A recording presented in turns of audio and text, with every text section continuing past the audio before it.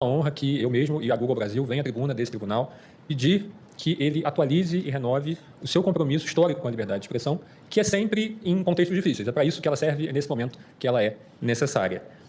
Esse apelo não significa a defesa de que a liberdade de expressão seja limitada.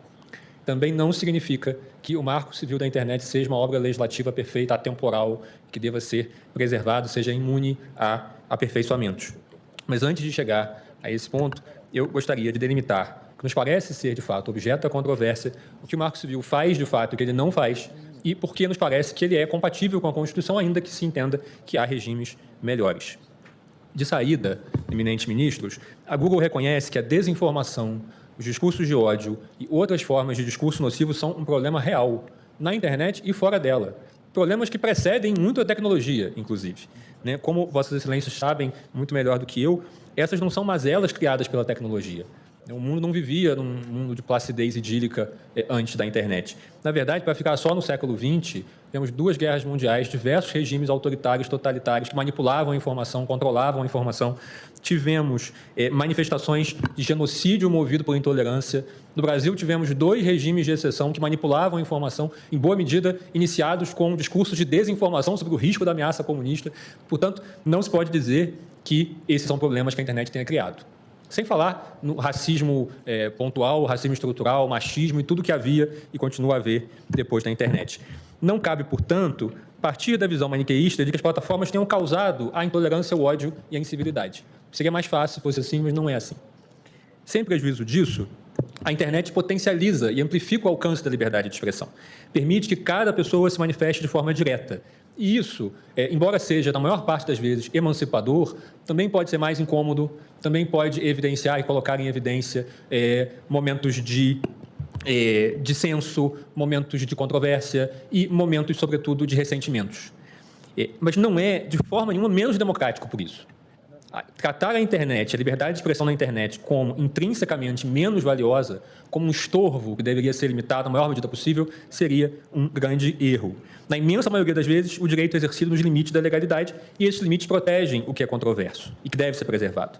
Sem prejuízo disso, também é fato que discursos ilícitos são também potencializados e seu alcance também pode ser amplificado. De modo que é inevitável e é necessário que esses discursos possam ser coibidos e que os violadores possam ser responsabilizados. Não se defende o contrário aqui. O nosso ponto, é que o artigo 19 não suprime esses limites e não dificulta a responsabilização dos infratores. E por isso mesmo, acabar com o artigo 19 não acabaria com os problemas que nós queremos resolver. Em primeiro lugar, o artigo 19 não cria qualquer tipo de limite, condicionante ou blindagem à responsabilização das pessoas que, de fato, produzem conteúdo ofensivo. E não trata sobre isso. E, ao mesmo tempo, obriga que as empresas guardem dados para que se possa identificar as pessoas que são apontadas como responsável por conteúdo ilícito para que possam, de fato, ser responsabilizadas. A lógica, portanto, é de liberdade com responsabilidade, como preconiza muitas vezes o eminente ministro Alexandre de Moraes. Em segundo lugar, o artigo 19 não impede que conteúdos nocivos sejam removidos sem prévia decisão judicial. Na verdade, essa é a imensa maioria dos casos. E hoje, muito mais do que há 10 anos, quando esses recursos começaram a ser discutidos. Por quê? A imensa maioria, vou dar alguns números da experiência do Google, mas que refletem os números que outras plataformas também trouxeram. No ano de 2023, o YouTube removeu 1.695.261 vídeos no Brasil por violação das suas políticas, que, em grande medida, refletem vedações que estão na legislação. Vão além disso, mas também incorporam essas vedações, como discurso de ódio, violência infantil e outras mazelas conhecidas. No mesmo período, a mesma plataforma foi destinatária de 614 ordens judiciais. Não necessariamente ordens que, ao final, redundaram em remoções, mas ordens judiciais em algum momento. Esses números estão no relatório de transparência que é disponível publicamente. O que nós gostaríamos de demonstrar com esses números, com esse raciocínio? 2 pontos.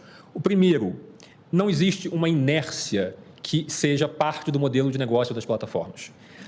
Na verdade, nem faria sentido que existisse. seja pela pressão das autoridades, que desemboca em investigações, em procedimentos de apuração e em julgamentos como esse, seja porque a imensa maioria de usuários e a generalidade dos anunciantes não tem interesse, repudia esse tipo de conteúdo. Não é proveitoso estar associado a esse tipo de conteúdo. E aqui, evidentemente, não estou dizendo que não possa haver erros na aplicação de políticas, que não possa haver melhoria de aplicação de políticas. Tudo isso é outra camada. Mas pegar um caso específico e tratá-lo como sendo a expressão do que deve ser regulado, talvez não seja também a melhor forma. O segundo aspecto que gostaríamos de demonstrar é que essas ações que chegam, de fato, ao judiciário envolvem tipicamente conteúdos que são, de fato, controversos e que demandam efetivamente a ponderação judicial e que não deixarão de ser controversos se o Marco Civil da Internet for eliminado nessa parte. Portanto, a controvérsia subjacente existirá e não seria sequer positivo criar incentivos para que esse tipo de conteúdo caia sem a necessidade de exame judicial. Numa sociedade plural e complexa, é natural que essas controvérsias existam e é natural que elas possam ser submetidas ao judiciário. Muitas vezes, a dúvida se reflete e se prolonga no próprio processo judicial. E esse é um ponto relevante. Para dar um exemplo notório, quantas reclamações esse tribunal, Vossas Excelências, não tem julgado para afastar decisões judiciais que haviam removido conteúdos da internet de maneira exagerada ou equivocada? E quantas mais não chegam a esse tribunal pela dificuldade do filtro da reclamação? Para dar outro exemplo, nas recentes eleições de 2022, houve não um, mas alguns e talvez muitos casos em que o Tribunal Superior Eleitoral manteve ou removeu conteúdos em decisões divididas, de 4-3, de 5-2, em que a dúvida é, inclusive, do próprio judiciário.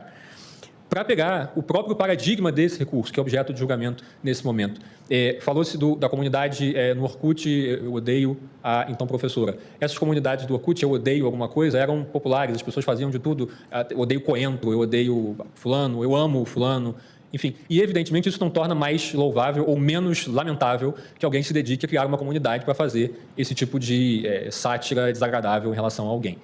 E, apesar disso, inicialmente foi pedido a liminar com a remoção desse conteúdo. E a liminar foi negada. O juizado especial não deu a liminar, entendendo que inicialmente cabia preservar o conteúdo e depois reapreciaria, se fosse o caso, na sentença. Foi reapreciado em sentença. E em sentença foi ordenada a remoção, que foi prontamente cumprida. Mas, ao mesmo tempo, condenou-se o provedor a uma indenização de R$10 mil. Ou seja, o provedor foi condenado por não ter removido um conteúdo que o próprio Poder Judiciário, no seu primeiro exame, ordenou que não fosse removido. O artigo 19 veio eliminar esse tipo de disfuncionalidade. Sem blindar os autores do conteúdo ilícito, o dispositivo estabelece os casos em que o provedor, embora não seja o autor do conteúdo, deve ser responsabilizado civilmente só por não tê-lo removido. E qual foi a opção do legislador? Estabelecer que o provedor deve ser responsabilizado se deixar, na esfera civil, se deixar de cumprir uma decisão judicial, que é o momento em que, ainda que possa subsistir a controvérsia ou a dúvida, passa a vir a manifestação estatal de que há uma ilicitude, portanto, em que há um indicativo objetivo dessa ilicitude. Isso não impede remoções antes disso, que são a maioria, mas nos casos em que houve dúvida, é um marco de segurança jurídica que o legislador criou. Longe de ser heterodoxa, essa opção evita que se crie um incentivo à remoção automática de tudo que seja controverso, de tudo que seja objeto de questionamento, que é justamente aquilo que deve ser preservado. E por isso mesmo, Excelências, reverter genericamente essa linha seria, com todas as vênias, dizer que se tira diretamente da Constituição um dever de censurar um terceiro, que não parece fazer muito sentido na lógica tradicional desse direito fundamental. Dito isso, é claro que esse não é o único modelo possível. Dito isso, é claro que há outros modelos e legislações mais recentes têm optado por outros modelos. Mas aqui eu gostaria de dizer que há muito mais semelhanças nas novas legislações com o Marco Civil do que divergências, e, sobretudo, nos princípios centrais de como funciona essa remoção. Antes de tudo, nenhum país democrático adota uma lógica de responsabilidade objetiva, pela qual seria responsável tão somente porque existe um conteúdo na plataforma, o que levaria a um dever de monitoramento preventivo que não é nem sequer viável no volume de manifestações que há e nem sequer seria compatível com a lógica de vedação à censura prévia.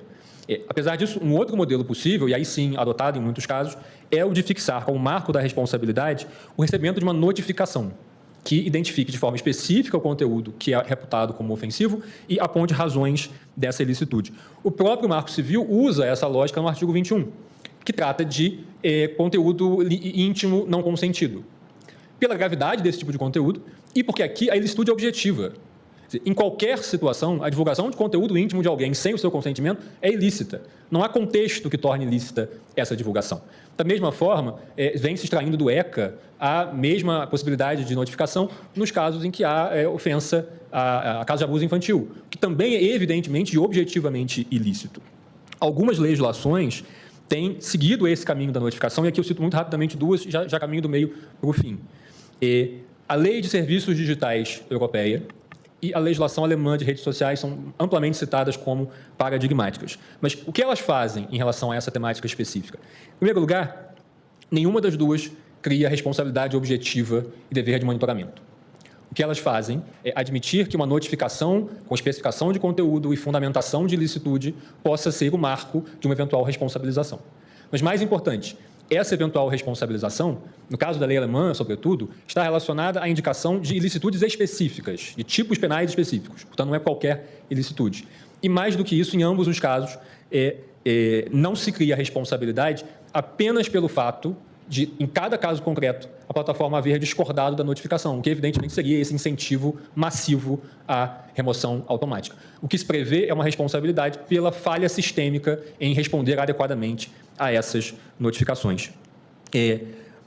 Nesse ponto, eu gostaria de dizer e de lembrar muito rapidamente que, na mini-reforma eleitoral de 2017, o legislador brasileiro tentou criar, de última hora, uma exceção ao Marco Civil que é parecida, em parte, com a ideia de notificação para a remoção automática. Na época, previu-se um dever de remoção de conteúdo críticos a candidatos do período eleitoral, para depois, por mera notificação, para que depois se fizesse o exame, sob o argumento de que isso preservaria reputações e evitaria campanhas de desinformação perigosas para o pleito. Pois bem, após imenso clamor popular, o dispositivo foi vetado pelo presidente Michel Temer, justamente com o argumento de que ele importaria num modelo de incentivo a remoções generalizadas. Eu caminho para o final e faço uma síntese aqui antes de entrar na interpretação conforme que nós discutimos brevemente. Em suma, o que nós gostaríamos de destacar com especial ênfase é que não faria sentido responsabilizar uma plataforma por não haver removido um conteúdo cujo exame é polêmico, é sujeito a valorações subjetivas, que muitas vezes são objeto de divisão no próprio Poder Judiciário. Um sistema como esse seria um incentivo maciço à remoção de tudo que seja controverso ou possa ser questionado, que é justamente o cerne da liberdade de expressão. Seria um sistema que troca o paradigma de liberdade preferencial por um paradigma de direito de segunda classe. Por tudo que eu falei, excelências, nós entendemos que o Marco Civil é compatível com a Constituição e, evidentemente, pode ser aperfeiçoado, mas não a viola. Mas, caso esse tribunal entenda que é necessário e é possível modificar o regime do Marco Civil pela via jurisdicional, o que nós entendemos é que a mudança seria menos traumática e mais compatível com a integridade da ordem jurídica se viesse pela ampliação cautelosa das hipóteses em que se admite a notificação extrajudicial como um marco de responsabilidade civil e que isso tenha parâmetros que evitem a banalização da remoção, a insegurança jurídica e a indução de censura privada. Nessa linha, essas notificações precisam apontar o conteúdo que se reputa ilícito especificamente e não genericamente, para evitar pescarias e coisas do gênero, deve ser fundamentada com remissão a dispositivos legais específicos. Tal como o meu colega que me antecedeu, nós entendemos que o debate legislativo já vinha amadurecendo em torno de alguns temas, como, por exemplo, crimes de abolição violenta do Estado de Direito, tentativas de golpe de Estado, atos de terrorismo ou preparatórios de terrorismo, todo e qualquer tipo de violência ou abuso infantil, atos de induzimento, instigação ou auxílio a suicídio ou automutilação. E mesmo que outros itens possam ser incluídos, o que nós entendemos como fundamental é que não se crie, em primeiro lugar, um dever de monitoramento, e, em segundo lugar, que novas exceções sigam a baliza normativa do artigo 21 e tenham previsão em lei e possibilidade de exame objetivo.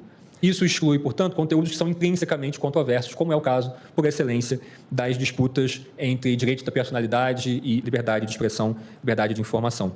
Sob pena, excelências, de se criar pela via jurisdicional um sistema mais restritivo que qualquer um que foi criado por lei em outros países. Eu termino verdadeiramente com uma reflexão mais geral. Todos queremos, e as empresas vêm se empenhando para isso, ainda que, evidentemente, se possa imaginar que é preciso fazer mais, todos queremos um ambiente digital melhor, mas todos queremos também que a liberdade de expressão na internet não seja meramente nominal, que aquilo que é controverso e divisivo não seja colocado de lado. uma passagem acadêmica muito inspirada, o presidente desse tribunal disse que a censura sempre começa com bons propósitos. Ela sempre começa, não só a censura, o cerceamento da liberdade de expressão sempre começa com bons propósitos, mas ele invariavelmente degenera. Porque a censura é intrinsecamente aristocrática. Ela parte da premissa de que as pessoas não são capazes de olhar por si, precisam que alguém diga a elas ou esconda delas aquilo que elas não são capazes de assimilar. Se a proteção da democracia exige isso, se a proteção da democracia exigir que se crie todo tipo de incentivo à remoção de conteúdos que são controversos, então talvez no final o que sobre não seja exatamente a democracia liberal como nós a conhecemos. E a democracia liberal que foi a solução do mundo para superar todos os vícios e ciclos de atraso que existiam desde antes da internet, e de autoritarismo, de preconceito, de intolerância que existem desde antes da internet. E, quando eu escrevia essa sustentação, eu ficava pensando na imagem daquelas catedrais que estão em reforma, e aí são cobertas com tapumes, não se vê o que está embaixo. Só que um dia você tira os tapumes e você volta a ver. Um sistema que induza a supressão automática, a crítica do que é controverso, seria como colocar tapumes permanentes. E aí, basicamente, as pessoas que observam vão ter que confiar, acreditar que o que está embaixo um dia foi uma grande obra do espírito humano, ainda que não possam mais vê-la. Nós honramos a história desse tribunal, que sempre esteve ao lado da liberdade de expressão, em temas muito difíceis, e temos a certeza e esperamos que o caminho da moderação, do aperfeiçoamento, também prevaleça aqui. Muito obrigado pela atenção de Vossas Excelências e eu agradeço.